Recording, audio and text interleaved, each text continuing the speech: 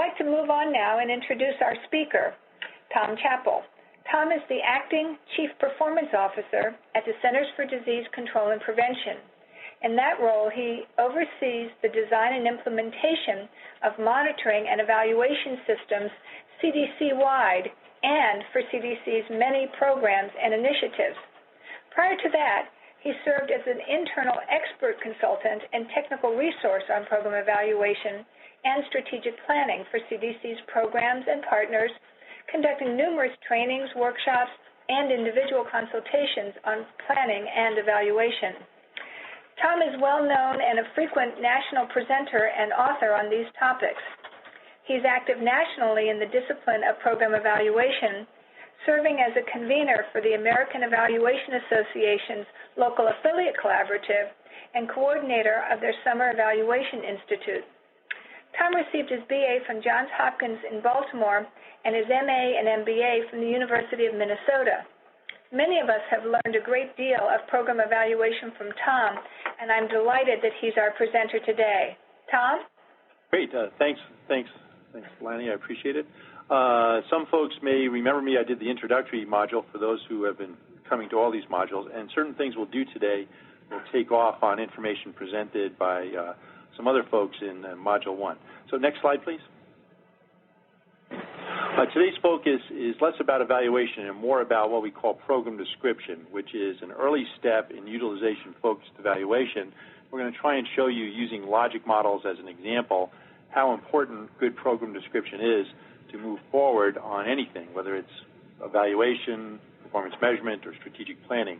Today we're going to focus primarily on how clear program description is helpful for evaluation. All right, next slide.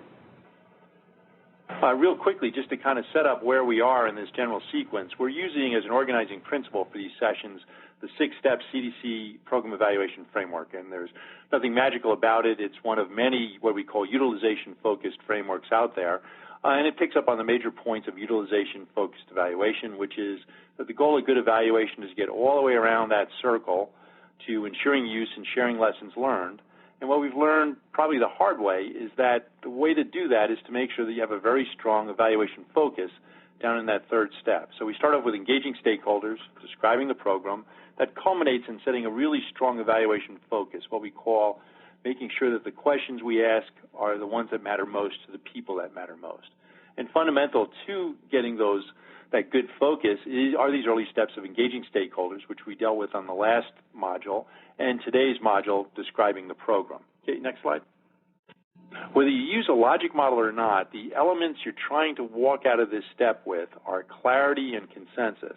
Clarity at least, and preferably consensus with you and stakeholders on these 5 elements, these 6 elements actually of your program. First off, what's the big need your program's trying to address? What's that kind of big impact or outcome you're looking to make a contribution to? A lot of programs resist putting this down for fear that writing it means they're accountable for it. And when we turn to setting an evaluation focus, we'll see how describing the program and its aspirations clearly is different from deciding what part of that program you want to necessarily evaluate. So on the far right of a logic model, or the distant thing in your program description, is this idea of what's the big problem I'm trying to make a contribution to, understanding my efforts are necessary probably but not sufficient to accomplish that. The next 2 bullets are sort of the heart of program description, and that is it's very rare for what we do in federal government and probably even state government to make a direct impact on that big need. Almost always what we do is trying to move some group or groups or organizations or individuals to take some sort of action we can name.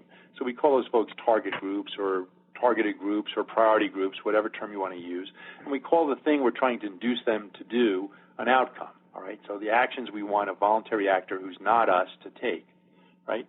The 4th element you want to know in your program description is what is it you as a program bring to the puzzle? So what is it you're going to do day in and day out that you hope will move some or all those groups to take some or all of those actions we call outcomes, right? Now, these 4 bullets probably can happen in narrative or just in a bullet point outline. They don't necessarily benefit from having a logic model or having all those boxes and arrows. It's that next bullet where I think the schematic is helpful, and we call that establishing what we call your program logic or your program theory. And these are the causal relationships between activities and outcomes. It's very important. We're not saying cause in the way we use cause in science. If we've got that kind of evidence base, then awesome. It's wonderful to be able to draw on arrows that represent what the evidence base tells us the cause is. Rather, we think of causal in quotes. I'm doing my program.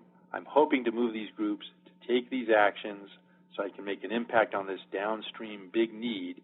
Why do I think any of this is going to work? But emphasis on why do I think or why do I speculate any of this is going to work? Right? So that fifth bullet we call your program theory or your program logic.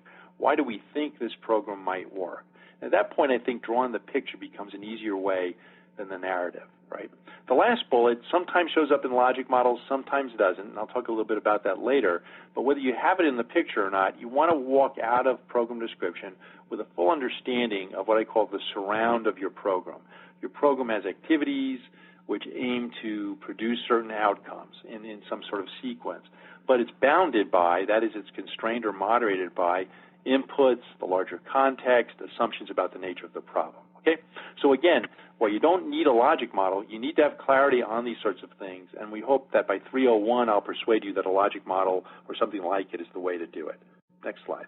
We call our second step in our framework program description and not logic modeling because there are other ways of doing it besides logic models, and there are some people who are kind of opposed to drawing things, they don't like to draw things, or they find all these boxes and arrows confusing. And if you're one of those people, that's great. I hope I'm going to persuade you that some sort of schematic is an effective way to do it. But the fact of the matter is you may not always need a logic model. What you really need out of this step is a clear program description. Okay, and I think you'll be persuaded that drawing a picture like a logic model is the easiest way to get there. Next slide. Okay, there are lots of definitions of logic models, and this is a very simple one that we use within CDC. That they're graphic representations, i.e. pictures, of the intended relationships of your program's activities and your program's intended effects.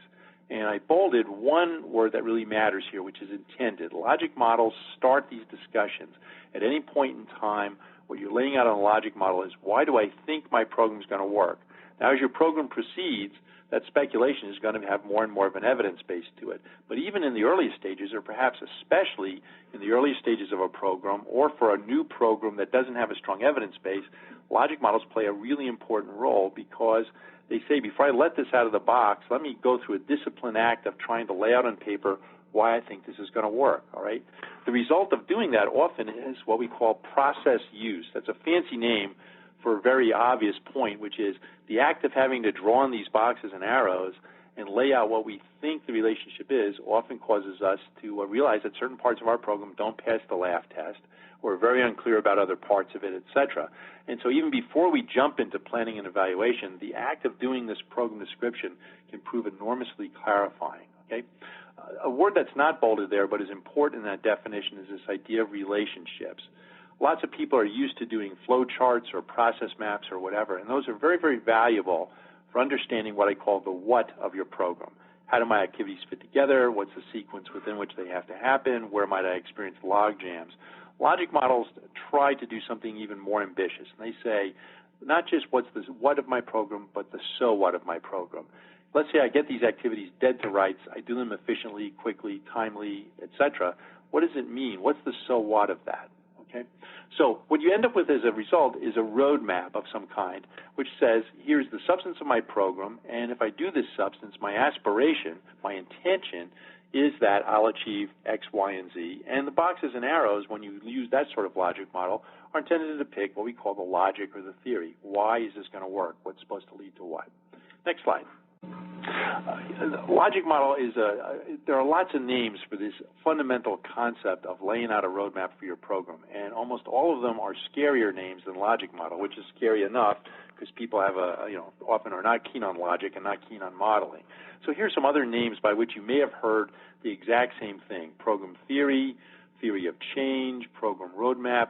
In the international field, people use what are called logical frameworks. A portion of those look very much like logic models, although they have some other intentions in mind as well. But all of it's trying at this point to get the same sort of point across. Can I lay out at a conceptual high level what I think this program is about, to make it clear myself and to bring others, my stakeholders in particular, to the table and see if we have a consensus about the program.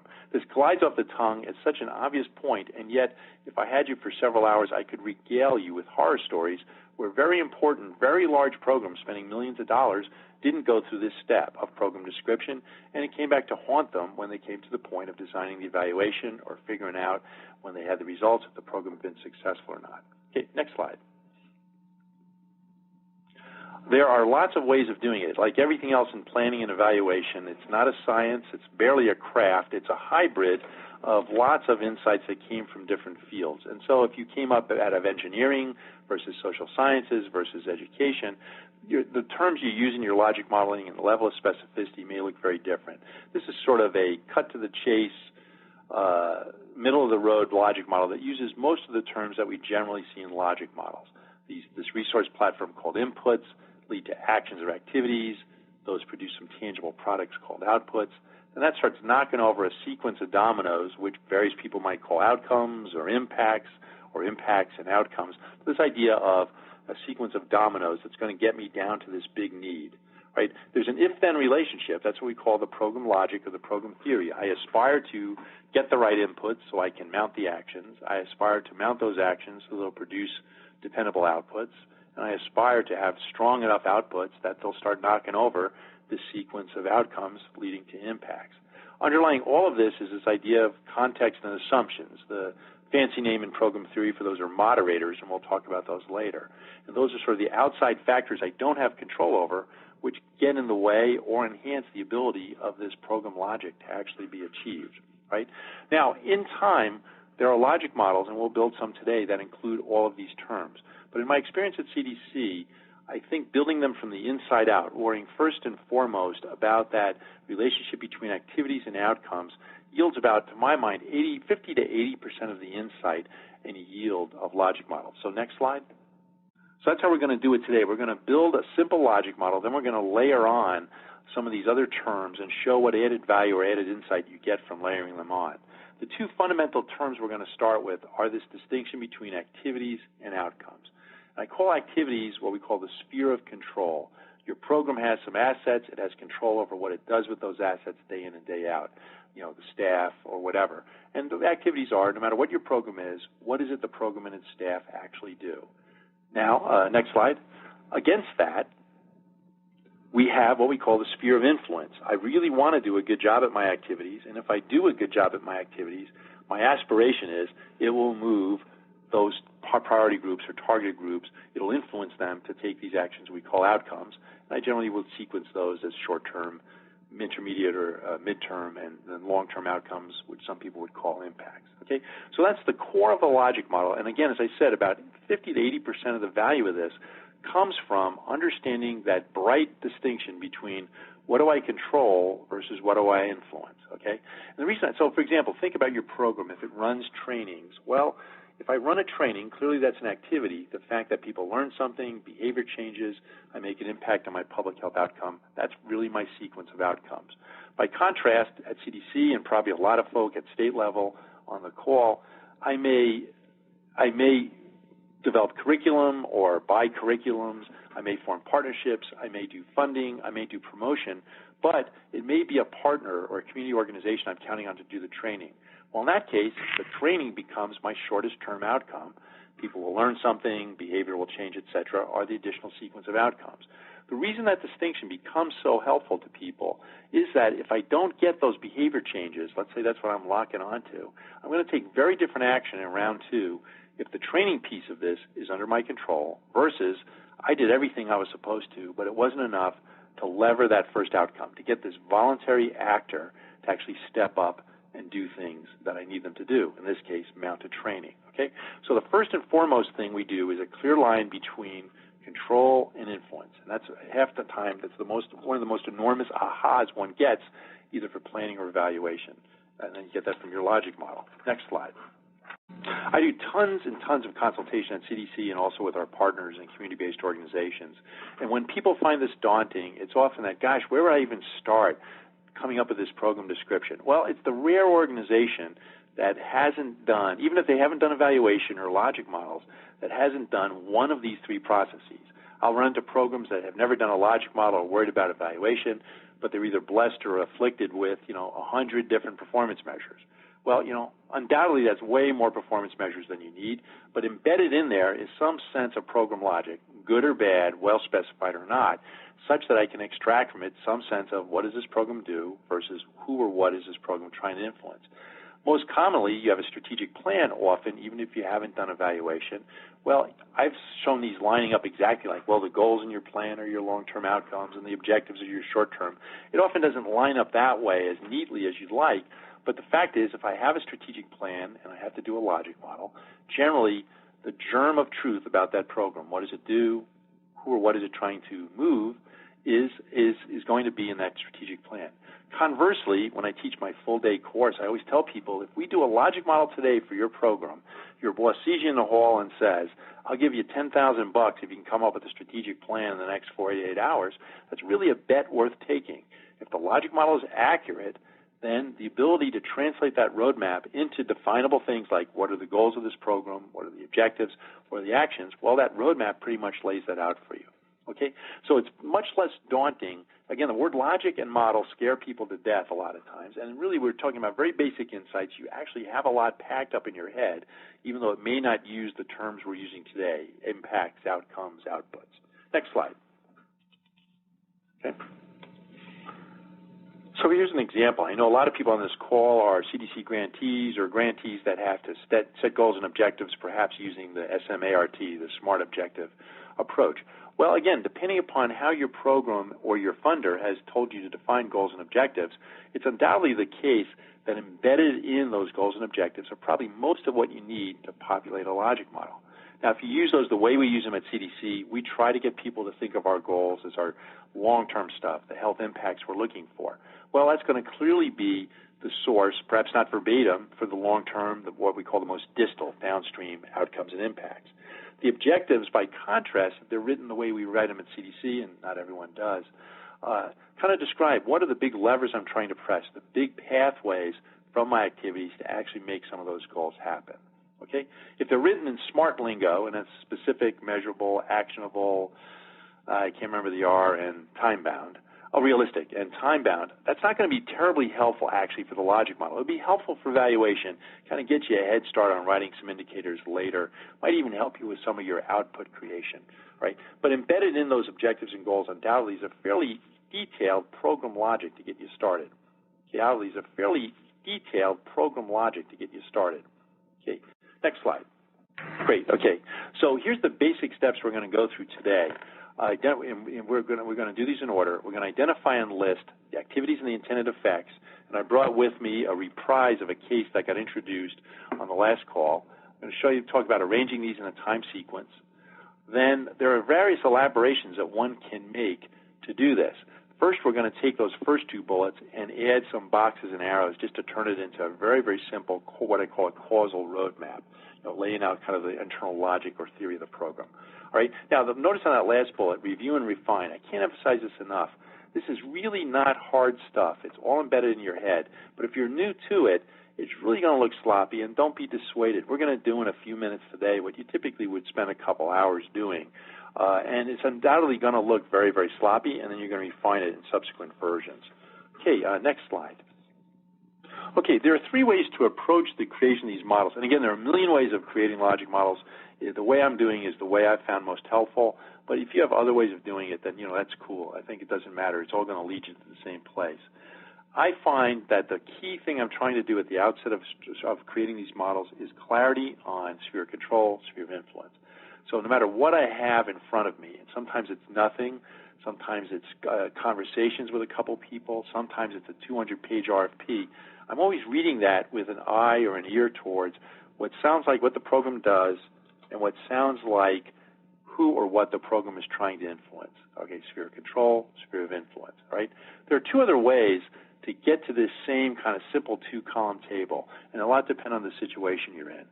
Often we're given a situation where we know what the outcome or impact we're looking for is, but it's what we call a formative evaluation. We really don't have a lot of information on how to get there. The purpose of the logic model in this case is to sort of back up and say, well, how do I get there? What's this roadmap look like? So then I'm going to start on the far right, and I'm going to do what we call reverse mapping or reverse logic. I want to get to a world where morbidity and mortality due to X has gone down. Well, how do I do that? Well, how do we get to that? How do we get to that? How do we get to that? Now, it would be nice if it kind of just bounced backwards in a very clean and neat fashion. It doesn't. It's usually a big mishmash. But eventually, when you look at that, you can say, of all the stuff in this little conceptual map I drew, this looks like sphere of control, the stuff I get to do as a program. This looks like sphere of influence, ways in which someone or somebody else who's not me has to change for me to make an impact downstream. The third way is exactly the opposite. We call that forward logic or forward mapping.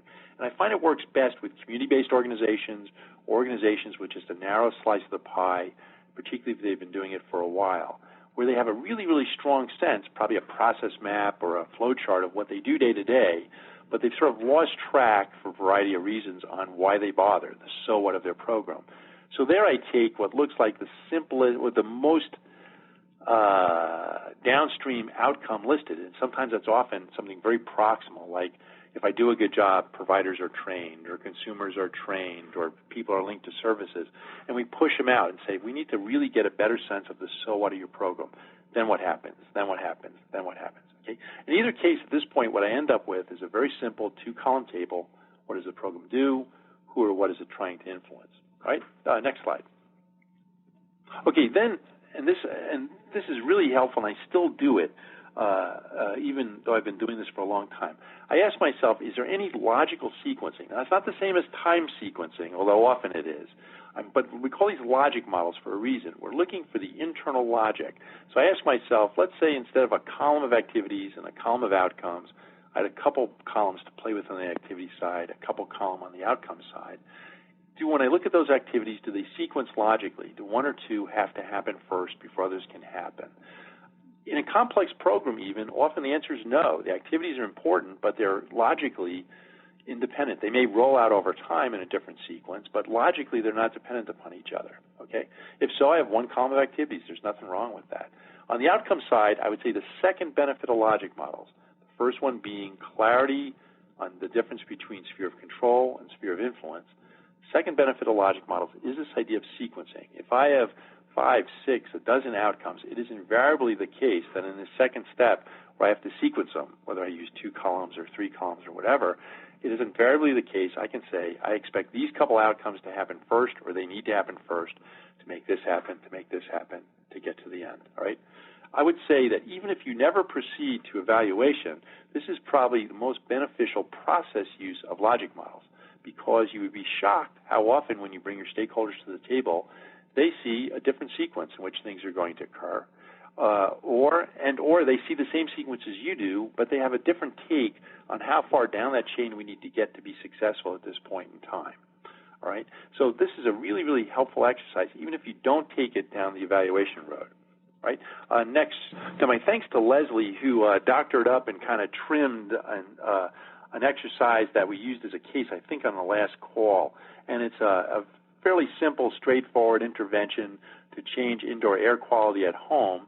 And I just want you to skim it to be roughly familiar with it, because I'm going to use it and show you kind of what a logic model for it would look like. And then as we proceed, I'll say, golly, now we have these activities and outcomes. What would the roadmap look like? What would the outputs look like?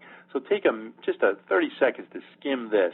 This lays out sort of what the outcome side of things looks like, and just kind of get a sense of what that sphere of influence is. If this program works, who's it trying to change and what's it trying to change? Okay, now hopefully on that last slide you recognize that most of those sounded like things that belonged in the sphere of control, although there's a reference to they've designed a multi-component intervention. All right, this is what the multi-component intervention consists of. What that previous slide showed was, let's say our stuff goes well. What are some of the things we're hoping to influence? Here, we're going to talk about, again, what is it we're going to actually bring to the puzzle? And there's sort of 3 clumps to this.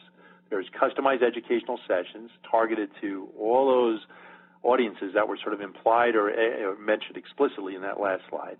Then there's this smoking cessation piece for tenants, and of course, obviously, householders as well if they're smokers.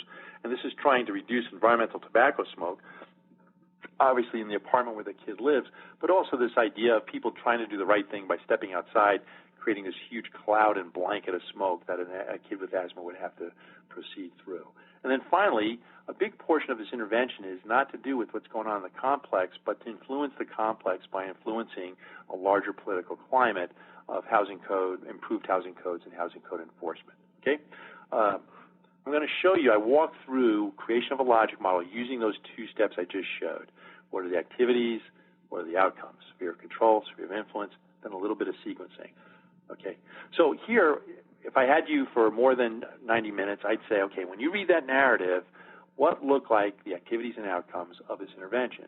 But hopefully you come up with something very similar to this. Those three big clumps of activities, education and training related to IAQ, those four big categories: apartment owners, code enforcers, maintenance providers, the caretakers, and then the tenants themselves, either the neighbors of the kid or the householders of the child. Smoking cessation program for tenants, again, both householders and neighbors. And then the third piece, kind of the advocacy piece, collaborative meetings with city officials that's geared to doing stuff related to the housing code. Then there's a whole series of outcomes here, and I think they've ended up sort of sequencing in a logical sequence, but they needn't at this point. We're just brainstorming. So take a quick look at those and just make sure you can see at least the hint of those in the narrative you just read. All right. Now, some of these are a little bit more specific. We made explicit some things that were perhaps a little bit implicit in the narrative. Okay. Now, in the next slide, which we're going to turn to, you'll see all I've done is a little bit of sequencing. I've tried to lay out more of the storyline. I determined that on the activity side, there are probably a bunch of activities we haven't named here that are implicit and probably have to happen to lever these. But these activities themselves are logically independent. They may roll out over time in a sequence, but they're logically independent. All right, now you could dispute that and persuade me I'm wrong, but for the moment, let's just assume that's correct. On the outcome side, you can see we've really got a good germ already of a program logic here. Those outcomes we had sequenced sort of nicely. In that first column, there's all this stuff related to changing awareness and understanding. Then actually the availability of these housing codes we hope will result from those collaborative meetings. Then what's the so what of that? Well, then we hope that's going to turn over into some behavioral change. Caretakers will actually maintain the complex better, or own it, because owners presumably will make them if they're not so inclined. Tenants will do things to improve IAQ. In particular, they'll stop smoking. And then hopefully, as a result of these new codes, the people who do code enforcement will actually enforce them. Those independently are ways to reduce exposure to asthma triggers, which of course gets us at the fewer adverse asthma events, which is the whole intention of this program. Okay? Now, next slide. It's very important to understand that there's no right way to do logic models. It really depends upon your audience, and that prior slide may be all you need. So don't go jumping into these flowchart models I'm about to show you unless you're sure the audience really is looking for it. And I learned the very hard way. I love these things, and I love drawing them, and it's not too hard for them to turn into what look like wiring diagrams for a piece of electronic equipment. And at that point, you've probably lost anyone you're going to show it to. For today, I really want to take the perspective of doing these for purposes of planning and evaluation, meaning drawing these for people who need them because they're close to operating the intervention. And there I think the traditional kind of flowcharty model really helps. The important thing is to understand we're not drawing a different logic model. We're simply reformatting the one we have. So if you think of the one before as sort of the MapQuest driving directions, we're drawing the MapQuest map here. And again, the important thing here is not every single activity is there because it leads to an outcome, which leads to an outcome, which leads to an impact, all right? In some cases, the activities are connected because one activity levers another. Not in this case, but in a lot of logic models, activities exist because they're trying to lever later activities. Other activities, and probably the preponderance of them, exist to lever an outcome. But then a third type of arrow doesn't go from an activity to an outcome. It goes from an early outcome to a later outcome. So so if we turn the page, next slide. I haven't moved anything here. What I've tried to lay out is a little bit of the internal logic of the internal program theory or program logic of this effort. And you see your eye is drawn on that right-hand side to the big lever I'm trying to press is reduce exposure to asthma triggers. That's going to happen through these three streams of better maintenance, tenants and householders actually taking behavioral actions, and improved enforcement of housing codes. How am I going to get there? Well, this big clump of awareness and knowledge change is going to occur in these different audiences, and that's either jointly or singly going to affect those intermediate outcomes. right? Then if you look to the left, you can see this is a relatively straightforward program. The smoking cessation program for tenants I have as levering 2 different outcomes. Fine. That top one, of course, is going to really change broad awareness of indoor asthma triggers. Then that bottom one, the advocacy piece, is supposed to result in sort of a named outcome about changing or making available improved IAQ-related housing codes. Okay? Now, what might we learn already? From this one, not much. I don't think we gain a whole lot from this one versus laying it out without the boxes and arrows. But a lot of times you do, and what you'll realize sometimes is, I got this big downstream outcome. When I draw these arrows in, I don't have a whole bunch that's going to lever that. Or I've got these big short-term outcomes. Like here we have sort of 3 pieces to the story. It could be that in another program, I'd realize I have something to lever that northernmost outcome, but I don't have anything really pushing that lower outcome. Or I have a real disproportionality. I have tons of stuff that's going to move knowledge, attitude, and belief of tenants or caretakers, but very little that's going to move and motivate the housing enforcers, okay? So at this early date, having to lay this out on paper can sort of point out to you kind of big holes in your program logic. And again, a process use here, if this isn't out of the barn yet, golly, am I really ready for prime time? If it is out of the barn, you're getting ready to evaluate it, gulp, here's some things I want to be testing with my evaluation, because when I wrote them down on paper, I started feeling a little bit queasy. Okay, next slide. This is very important. Mantra 1 is you don't always need a logic model. You always need a program description. Mantra 2 is if you do take the logic model route, remember, the purpose of this step is to make the theory or the logic clear. That doesn't make it true. At this point, we don't know if any of this stuff is going to work.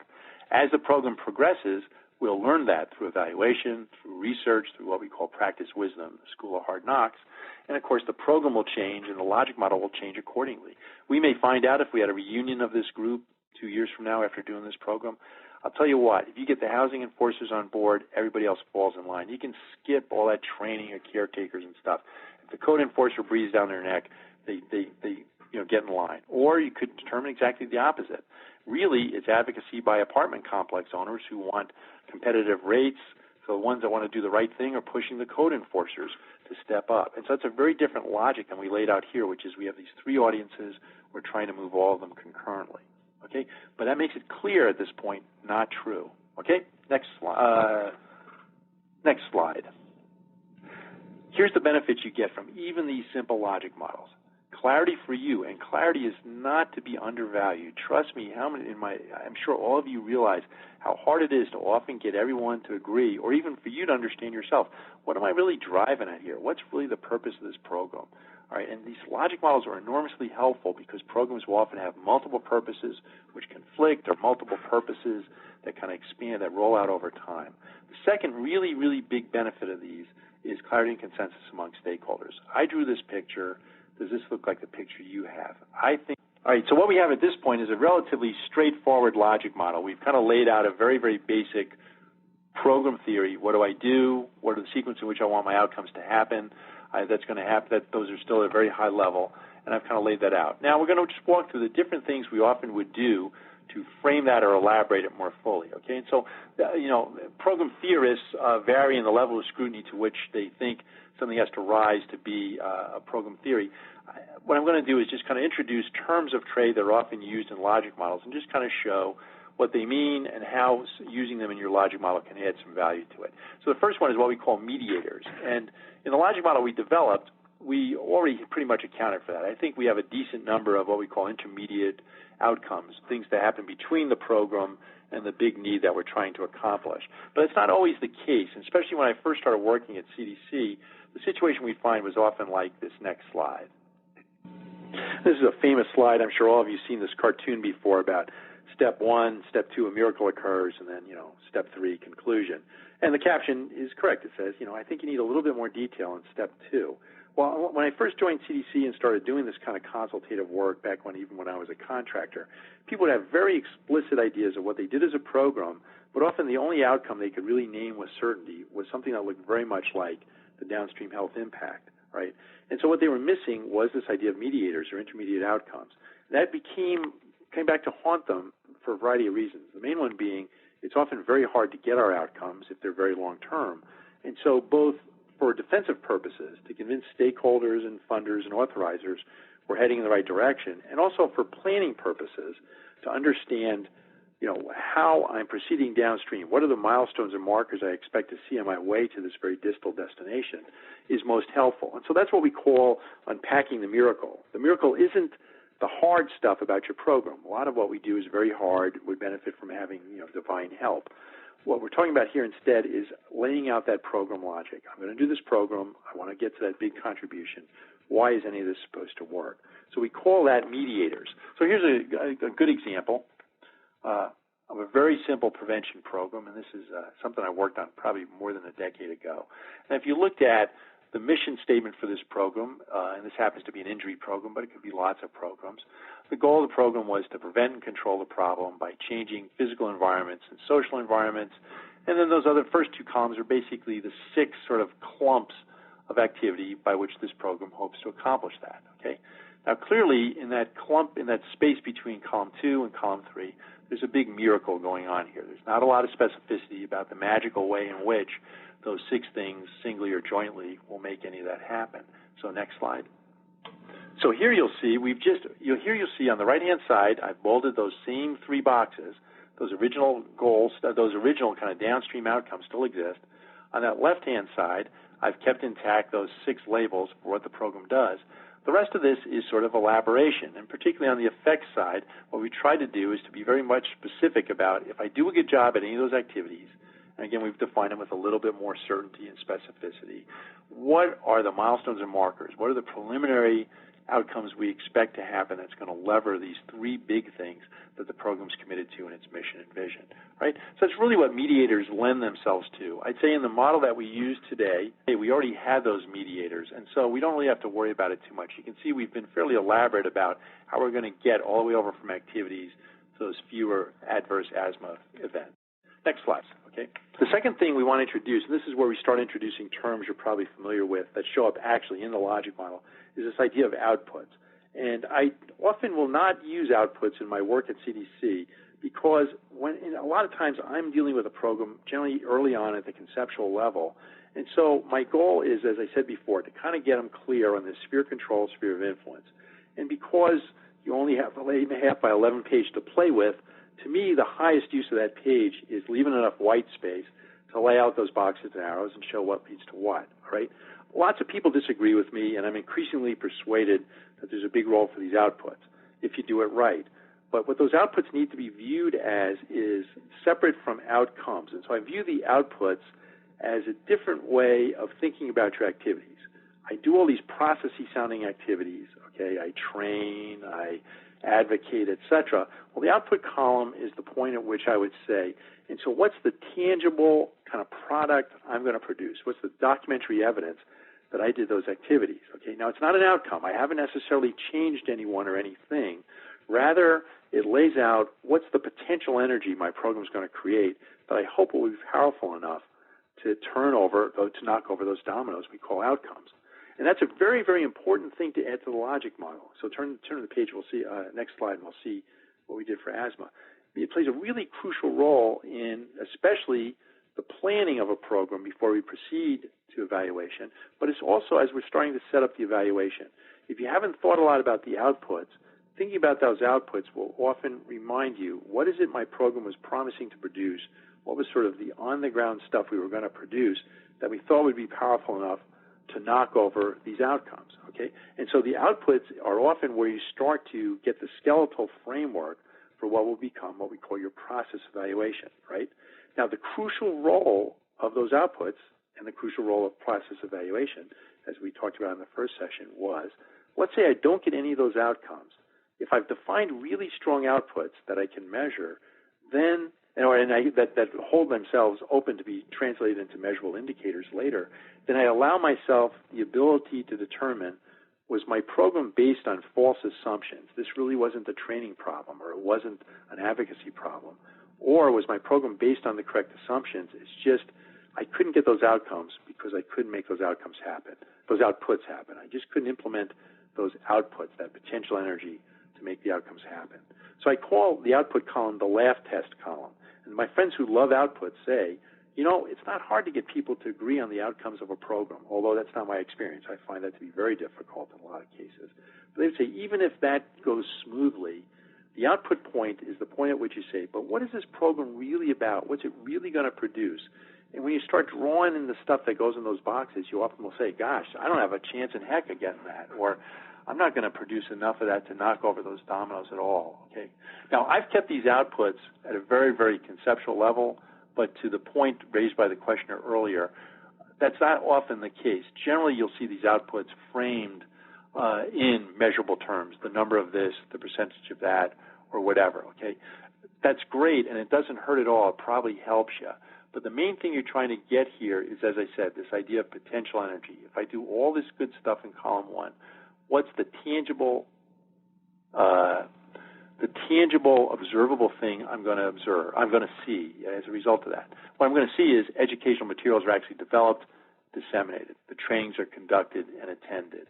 Right? I'm going to do these collaborative meetings. What's going to come out of that? Well, some number of meetings, or some meetings with the right folks, and some germ of model housing codes that get introduced in those meetings. Okay? Now, you can see if you follow that logic that those things are the big potential energy that this program is bringing to the puzzle that it hopes will have the power to knock over those outcomes. Now, even before we let this out of the box, we may say, geez, I know who those meetings need to be with, and I can't get to that person. Or I know what the housing codes look like, and the idea they're going to adopt my model housing codes are pretty remote. Well, if that's the case, and then we're still in planning mode, then we rethink the program. If we're in retrospective mode, it just reminds us, okay, those are the key dimensions about those outputs I want to be sure to measure, so that when I don't get the outcomes, I'm able to determine, was this program just a bad idea, or could it just not be fully implemented? Okay, next slide.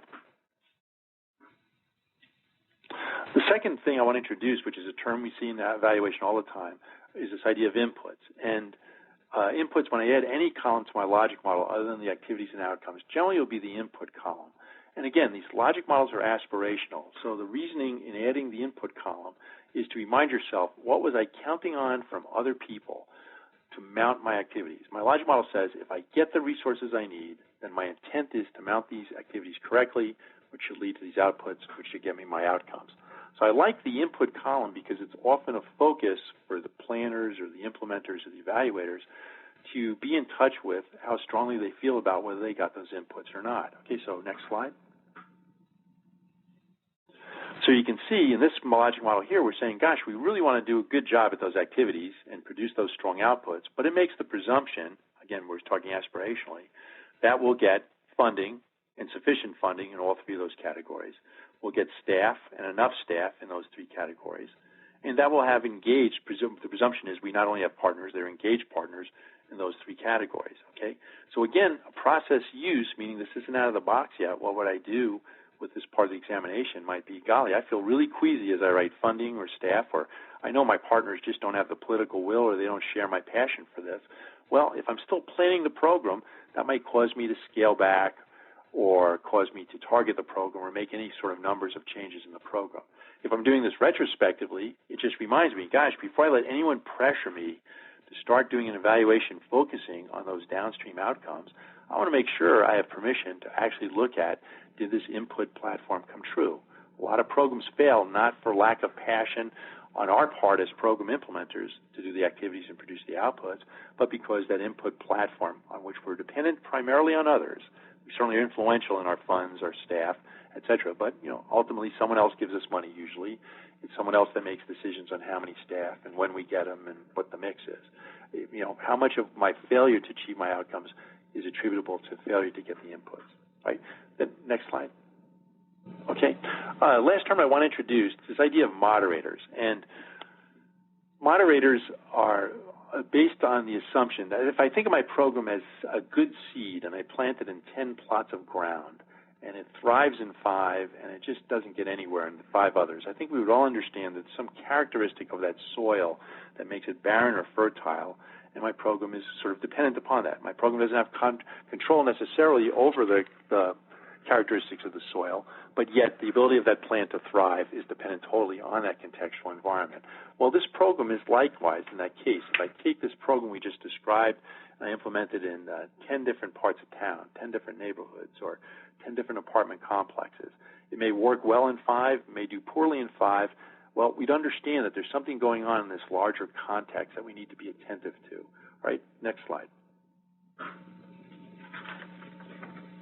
right, and typically this is a simple mnemonic that spells pest, which is unfortunate. It probably should spell pets or step or something more asset-based. But I kind of like pest because it reminds us of the importance of these contextual factors. While they certainly can enhance our program, they tend to be the things that get in the way. We have the best of intentions that these activities will lead to these outcomes. In reality, I'm dependent upon the convergence of the planets, political planets, economic, social, technological. Okay? So think about it in the case of our program, and again, if I had you longer, this is actually an interesting exercise to go through, to think about that asthma logic model and ask yourself, where in that logic model do these moderators play a role, all right? Now, I used to tend to see these moderators as sort of all the reasons my program can't work, and I just saw it as the backdrop, the big wallpaper in which my program, that backed up my program. I see them much more strategically now, and the fact is political factors can get in the way, but they often won't influence the entire program. And so by being able to place in the logic model which links are hurt or are helped or hindered by presence or absence of political will is helpful. If it turns out that northerly route is stymied because I don't have the political will, well, the logic model reminds me, what are the other roadways, what are the other alternate routes to this roadmap that I can still get downstream, okay? Likewise, it could be the social piece, the cultural norms or literacy rates or whatever are really going to interfere with the ability of some of my training to make a difference. Well, again, if I have this roadmap, it reminds me of the alternate ways by which I can get to those outcomes, okay? So the best way to think of these contextual factors is not as the big backdrop. They are the things that sink the entire program, but these outside factors that link by link might make parts of your model hard to achieve. So here's some ones I came up with just naturally. Next slide.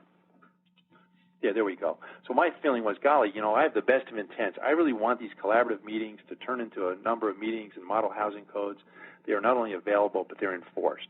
Well, again, I may create all kinds of passion, but there may be contextual factors about political will. It could be these guys are overwhelmed with, asbestos and toxic mold and a host of other things that are going to take precedence over this. And so consequently, I may not get that result. Okay, what would I do with that information? Well, find some way to kind of up the ante, get this asthma stuff, the indoor air quality stuff on the radar screen in the way that these other issues are, or perhaps I only target those parts of town where I have willing conspirators in the housing authority, okay? The knowledge, attitude, and belief turning into actual behavior change by tenants. Well, with smoking cessation, we all know there's a whole stages of change issue there going on about readiness to change. All right, if I know that in advance, I either try and deal with tenants who are already poised for change, or I do all those good stages of change things that create the burning platform that move people even further towards behavioral change. Those are just two real quick examples where the understanding a contextual factor will help me understand what parts of this model might go right, might go wrong. Doesn't sink my whole program. What I would say to myself is, gosh, if because of political will that housing piece can't go anywhere, do I dump this program? Or can I make those northerly two routes happen powerfully enough I can still make significant reduction in exposure to asthma triggers? Okay? And then I want to try and apply this to the idea of focusing your evaluation. Okay? Next slide. All right, let's turn to the focus discussion. And I'm going to go through this quickly, but I want to show you how the time and effort spent in program description can help the focus. Now, again, remember, we separate out describing the program from setting the focus because we want people to think big thoughts and think comprehensively about their program, but we don't want them to get dizzy thinking they have to evaluate every single thing in that program. The reality is you always have the right to look at every box and arrow, but the focus step says at any point in time there's probably some but not all parts of this program that need to be in play for evaluation. Okay? Next slide. So the focusing process basically is a process of establishing priorities for the evaluation, but because it's utilization-focused evaluation, it means that the setting of those priorities is often not something that comes out of my head. It often is not my choice. A huge problem at CDC, and one reason we got so little use of some of our evaluations was that we thought the questions were plausible. Oops, we're not the ones that really made a difference in frontline implementation of the program, and we guessed at questions that were not important to others. So this focusing process really tries to pick up on this idea of I will do no evaluation unless I have a clear idea of who's going to use these results, okay? Now, having said that, there are four sort of emphases or flavors to evaluation. Next slide. And the cool thing is any one of these can affect part of the logic model, but no one of them encompasses the whole logic model. So at any point in time, a program may be subjected to one or two. Over the life of the program, it's undoubtedly the case you'll probably be asked questions in all four of these emphases, but for any single evaluation, generally you'll see that there's one emphasis more than the other. So the first one is the classic process evaluation. Did I get the inputs I needed or were promised? Could I mount the activities and outputs as I intended? Okay? You're not getting into the outcome piece at this point. It's really just about could I mount the program effectively? And that's important because when we don't get our outcomes, we want to have enough process evaluation. That's why these outputs are so important when you have them, that I can tell, was my program a bad idea, simply the wrong type of program, or is it a great idea, I simply couldn't implement it as I intended? Okay, next slide. By contrast, when we think of evaluation, we almost always think of outcome evaluation. That's often the way that evaluation questions are framed to us by funders or authorizers or our bosses. I want to know if your program worked. I want to know if it's effective. Well, here you can see often on the accountability side, people don't really care about that left side at all. They're really just interested in did I get the outcomes I was asked to get. Well, the advantage of the logic model here, and this is like in the PART process, which is a big OMB process that federal agencies are subjected to, these logic models really help because left to our own devices, we often will assume that all questions about outcomes are really about did I get that distal outcome, morbidity and mortality reduction. Well, when you press people on this, they'll often accept that there's a chain of outcomes, and you'll be amazed how often authorizers, funders, stakeholders are saying, well, sure, morbidity and mortality in time, or reducing adverse asthma effects in time. But right now, if you can even get the codes changed, or you can even get the code enforcers to adopt these new codes, you can even get people to show up for training and think of smoking cessation, I would think this program is successful. So that's the second emphasis in evaluation. Okay. Next slide. Those first two emphases focus on the boxes in the logic model. The next two emphases focus on the arrows. All right, and this next one I call efficiency evaluation. All right, now the day will come when someone wants to know for every more $100,000 I give you in money, how much will I get as a long-term outcome? The efficiency question doesn't ask that. It's asking something less ambitious, and it's just what I call the juice versus squeeze question. If I gave you this much input, how much activity and output could you produce? You said you would, I gave you this money to hold trainings. How many trainings did you hold? I gave you this money to do advocacy and hold meetings. How many meetings were actually accomplished? Okay? It's important to know in the beginning if you're asked efficiency questions, which increasingly we are, because the act of collecting that data retrospectively, that cost data, is often pretty hard and pretty muddy. All right, next one. And finally, causal attribution. And a lot of people think when they come to evaluation, this is the only evaluation question ever being asked. And sometimes that is the case. Sometimes someone's asking you to demonstrate not only that outcomes occurred, but they occurred because of your program. But often they're not asking that. They'll be willing to accept that if your program was well implemented and the outcomes occurred sort of in the sequence over time, that you get the credit. Or if they are asking for that causal attribution question, they're not asking it with the level of rigor that we ask it, say, in a research design or in a science, in a science program. Right? But again, same thing. You want to understand if you're being asked that kind of question from the start, you want to understand the level of rigor, because if you're being asked it and with a great degree of rigor, it has very, very dire, i.e. expensive, implications for evaluation design and data collection. Okay? Next slide. Now, on the first call, we talked a little bit about the evaluation standards, utility, feasibility, ethics or propriety, and accuracy. Two of those standards, above all, come into play in setting our focus. So we have those four emphases, a whole bolus of potential questions that could be in any evaluation.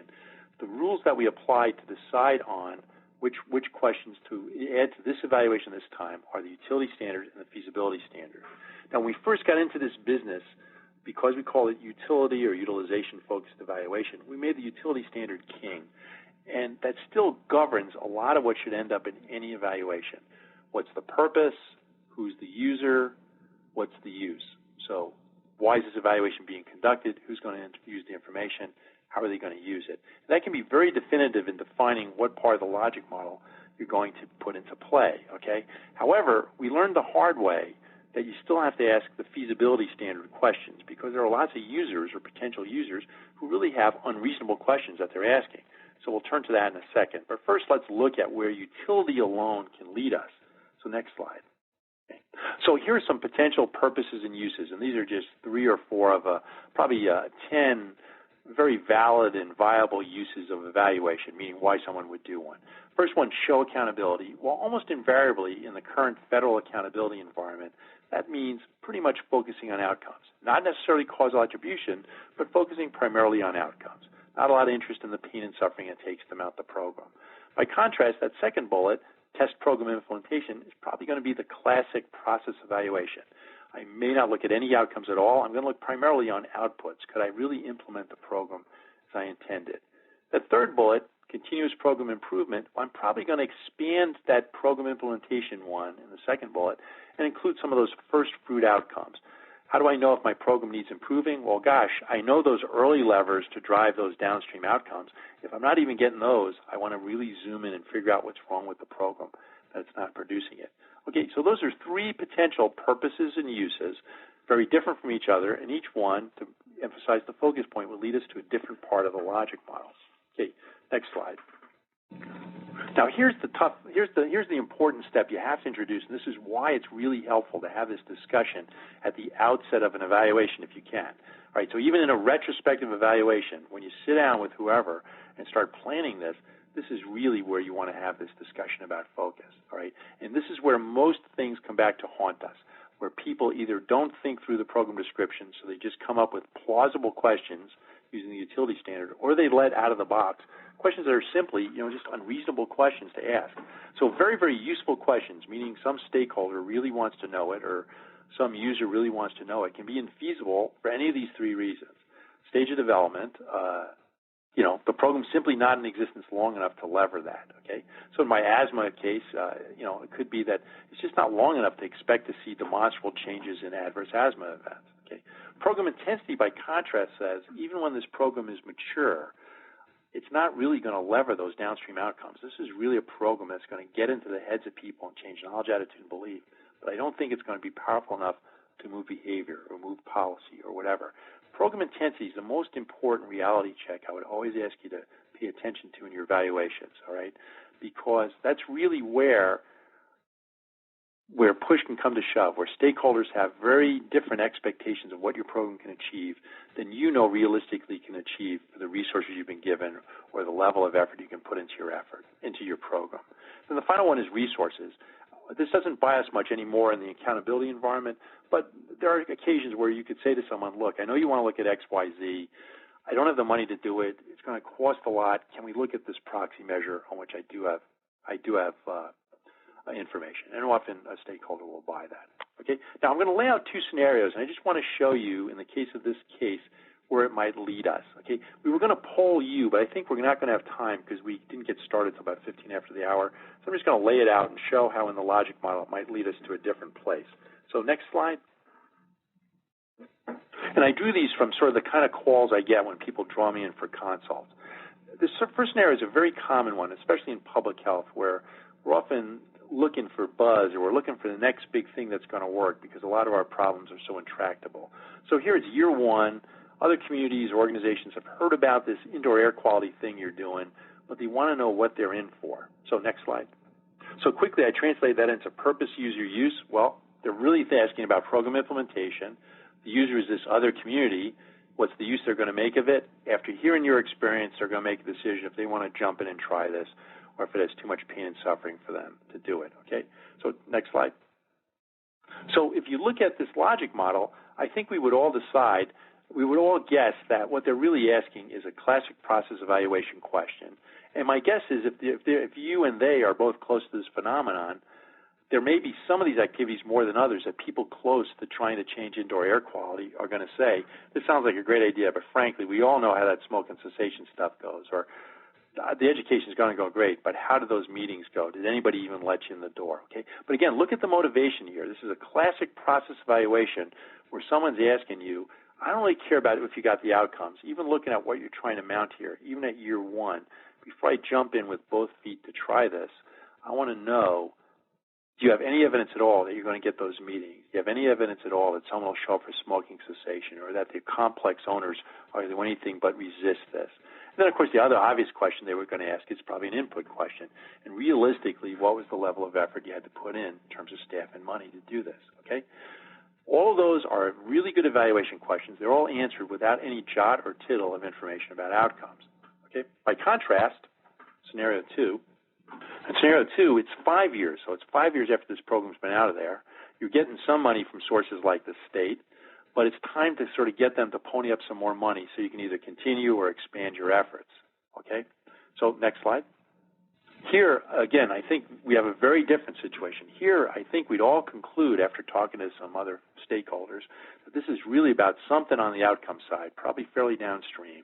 The user in this case, you can view two ways, the user and use. Either you or the legislators, you're mustering evidence you think will get them to keep funding you, pull their wallet out, or from their point of view, they need evidence from you that tells them this is still worth doing. Okay? So again, to our logic model. Again, in my experience, 5 years into a program, particularly a program like this, I think you're going to find that the funder, the authorizer, the stakeholder are really expecting to see some of those distal outcomes occur, okay? Now, in that first one, I don't think we have in that first scenario, I doubt we have a big disparity between where the utility standard and the feasibility standard would land us, meaning here's what the user wants. They want to know about this process stuff. Well, at year one, can I produce that information? Probably with enough certainty to persuade another community they should not try this, or they should not try it unless X, Y, Z are in place, or they should try it, it's going just swell. In this case, at year 5, it's often the case that stakeholders or funders or authorizers might be expecting that far right thing. And from the feasibility standard, it may be that the program wasn't intense enough to do it, the program's not at a stage of development enough to do it. Well, again, by going through this exercise, you get clarity on what it takes to persuade that stakeholder so they can proceed with their use, which in this case is, should they fund you again, okay? And if you have this early warning that, gosh, you don't know if you're going to get there, then you have an opportunity to say, I'm not going to get the fewer adverse asthma events for a variety of reasons, but I can show that we're reducing triggers, and will you accept that reducing triggers is an important milestone on the way to that? And sometimes the answer will be yes, sometimes the answer will be no. Come back in another year when you have more evidence, okay?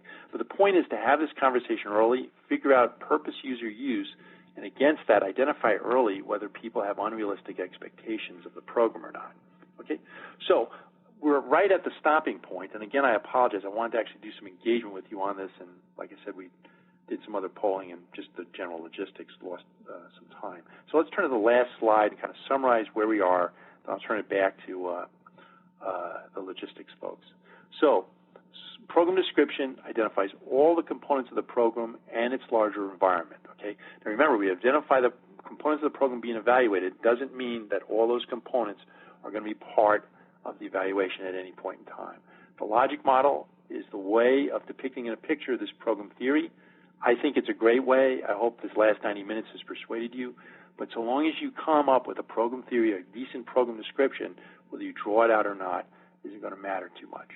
One of the big payoffs for this is clarity for you, but especially clarity and consensus for you and the other folks that matter, stakeholders, funders, authorizers, users, okay?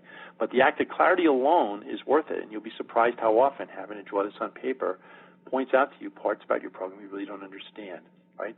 A focus is the most important thing in evaluation. It helps you limit your evaluation down from 50 boxes and arrows to the couple that matter in this situation.